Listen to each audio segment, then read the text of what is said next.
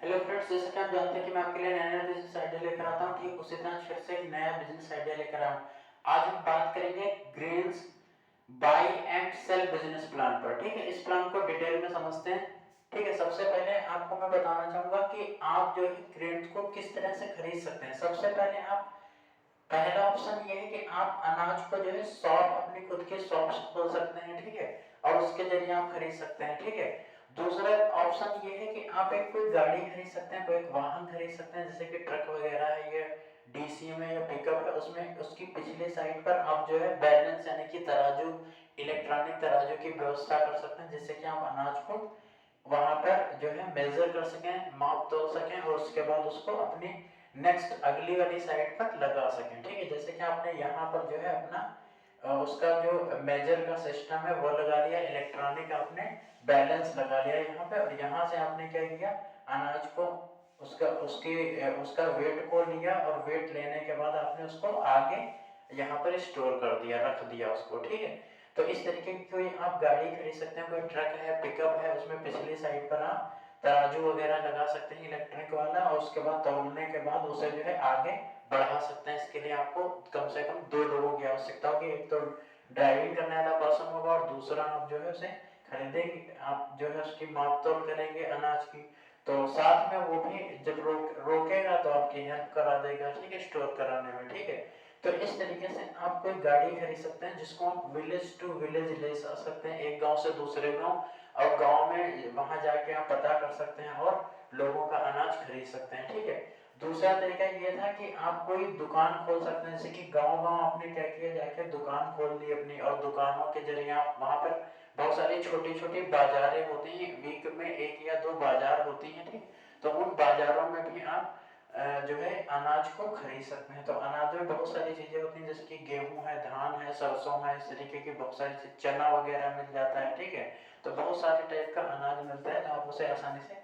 खरीद सकते हैं। ठीक है, तो इसके लिए खरीदने के लिए सबसे बेहतर विकल्प क्या रहेंगे कि आपको क्या करना है, अपनी गाड़ी के माध्यम से, अपने वाहन के माध्यम से गांव गांव जाना है। ठीक है, वहां आप जाके अनाज खरीद सकते हैं। दूसरा, आप open shops in rural area, आप ग्रामीण क्षेत्र में जाकर, जहाँ पे हर गांव में आप अपनी शॉप्स को, मिनी शॉप्स को ओपन कर सकते हैं। ठीक, कोई बंदा बैठा सकते हैं वहां पे, वो आसानी से अनाज को परचेज कर सकता है। नेक्स्ट ऑप्शन है कॉन्टेक्ट टू द फार्मर्स, आप जो किसान होते हैं, जो खेती बाड़ी का काम करते हैं, आप उनसे मिल सकते हैं, उनसे कांटेक्ट रख सकते हैं, और उनसे भी आप अनाज खरीद सकते हैं। ठीक है, नेक्स्ट है कि इजी पेमेंट। ठीक है, जब भी आप किसी को डील करेंगे, किसी से खरीदारी की बात करेंगे, तो आप उसे जो है आसान आसान कैश देने की, आसान तरीके से पेमेंट करने का प्रॉमिस करेंगे। ठीक है, उसको जो है आप कोशिश करेंगे कि कैश पेमेंट करें तुरंत। ठीक है, क्योंकि ग्रामीण क्षेत्र में कैश पेमेंट ज्यादा अच्छा माना जाता है। ठीक है, हम ऑनलाइन पेमेंट भी कर सकते हैं, लेकिन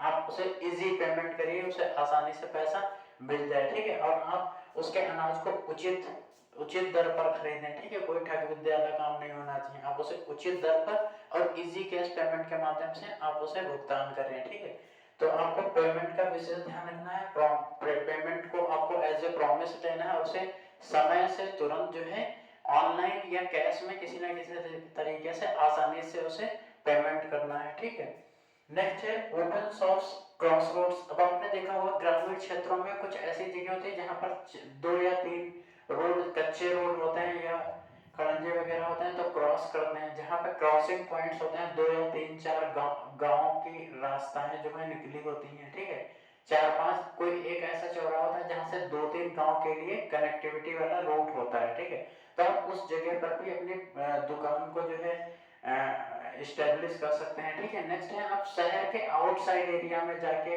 जैसे कि शहर के थोड़ा सा आउटसाइड बढ़ते हैं तो गांव की तरफ रोड जाते हैं, तो आप वहां पर अपनी शॉप को अपना शॉप इस्टेब्लिश कर सकते हैं। नेक्स्ट है कि आप जैसे कि गांव शहरों में बाजार वगैरह होता है जहाँ पर सब्जी वगैरह मिलती है, तो वहां पे ग्रामीण क्षेत्र के बहुत सारे लोग आते हैं, तो वहां पे भी अपनी शॉप रख सकते हैं, और वहां पे जो भी है आप अनाज आसानी से खरीद सकते हैं। ठीक है, इसके लिए सबसे बेस्ट पॉलिसी ये रहेगी कि जो फार्मर्स होते हैं, जो खेती का काम कर रहे हैं, उनके टच में रहना, उनसे कांटेक्ट बनाए रखना है। ठीक है, और आप कोशिश करें कि ऐसे आपके कस्टमर्स, ऐसे आपके जो डीलर्स हों वो रेगुलर हो जाए। ठीक है, तो आप उनसे आसानी से उचित दर पर अनाज को खरीद सकते हैं। ठीक है, तो ये बेस्ट आइडिया रहेगा। उसके बाद आपने सपोज करिए अनाज तो बहुत सारा खरीद लिया, उसके बाद आपको क्या करना है, उसका क्या करना है, आपको अनाज को स्टोर करना है, ठीक है। आपको स्टोरेज की व्यवस्था करने की, कोई गोडाउन वगैरह बनाना होगा, ठीक है। वहां पे आपको क्या करना है, स्टोर करना है, ठीक है। उसके बाद आपके पास दो विकल्प हैं। जब भी आप देखें, या तो आप मंडी में से बेच सकते हैं और या फिर आप खुद की शॉप से उसे बेच सकते हैं। तो पहले विकल्प पर बात करते हैं। आपने स्टोर करके रखा, जैसे ही मार्केट का प्राइस हाई जाता है, मंडी का रेट जैसे ही हाई जाता है, ठीक है, आप अच्छी दर पर जो है मंडी में जाके अपने अनाज को बेच सकते हैं, ठीक है, अच्छे खासे पैसे बना सकते हैं। नेक्स्ट है, आप खुद की दुकान भी खोल सकते हैं, ठीक है। आप खुद की दुकान खोल कर भी उसे उचित दामों पर अच्छे हाई प्राइसेस पर बेच सकते हैं, ठीक है। जैसे मार्केट का भाव बढ़ता है आप उसे बेच सकते हैं। अगर मार्केट का भाव नहीं भी बढ़ता है तब भी आप कुछ पैसे बढ़ाकर बेच सकते हैं, ठीक है।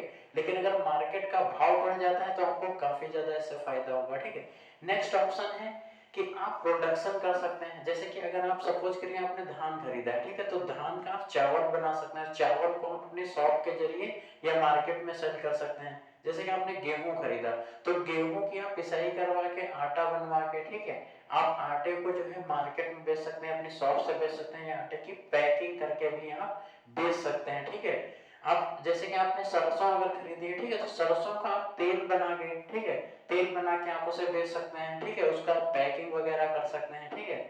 तो इस तरीके से आप जो है, जो आपने कच्चा जो जो भी धान गेहूं सरसों वगैरह खरीदा हुआ है उसका आप उसको जो है चेंज करके चावल में कन्वर्ट करके, आटे में कन्वर्ट करके, ऑयल में कन्वर्ट करके आप अच्छे दामों में बेच सकते हैं। तो यहाँ से आपको काफी ज्यादा प्रॉफिट होगा, क्योंकि यहाँ से आपने सस्ते दामों में खरीदा और स्टोर करने के बाद आपने यहाँ पर नहीं बेचा, और उसके बाद उसको क्या किया आपने, उसका उससे दूसरी चीजें कन्वर्ट करके बनाई, ठीक है, फिर आपने उसे बेचा।